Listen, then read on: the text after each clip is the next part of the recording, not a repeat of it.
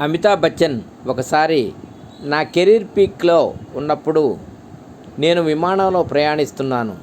సాదా చొక్కా మరియు ప్యాంటులో ఒక సాధారణ నిరాడంబరమైన పెద్ద మనిషి నా పక్కన కూర్చున్నాడు. అతను మధ్యతరగతి మరియు బాగా చదువుకున్న వ్యక్తిలా కనిపించాడు. ఇతర ప్రయాణికులు నన్ను గుర్తించి నాతో చాట్ చేస్తున్నారు. కానీ ఈ పెద్ద మనిషికి నా గురించి తెలియనట్లు అనిపించింది. అతను నిశ్శబ్దంగా తనలో తానే చదువుకుంటున్నాడు. అప్పుడప్పుడు కిటికీలోంచి చూస్తూ ఉన్నాడు. టీ రాగానే మౌనంగా తాగేశాడు. నేను అతనిని చూసి నవ్వాను. మాట్లాడటానికి ప్రయత్నిస్తున్నాను. నన్ను చూసి మర్యాదగా నవ్వి హలో అన్నాడు.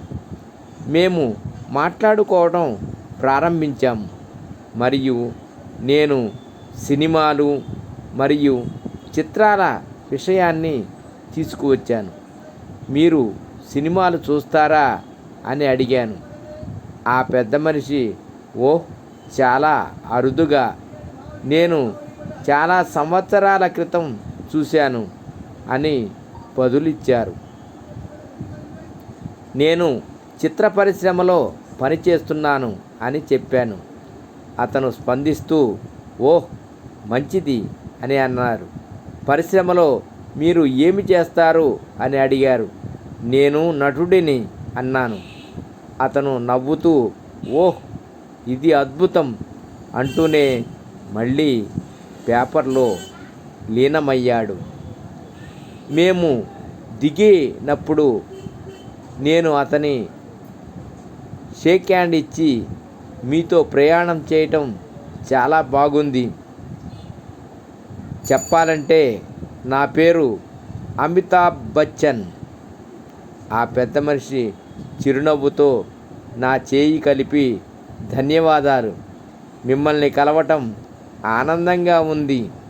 నేను జేఆర్డి టాటా చైర్మన్. నువ్వు ఎంత పెద్దవాడివని అనుకున్నా నీకంటే పెద్దవారు ఎవరైనా ఉంటారని ఆ రోజు తెలుసుకున్నాను. ఎప్పటికీ వినయంగా ఉండండి.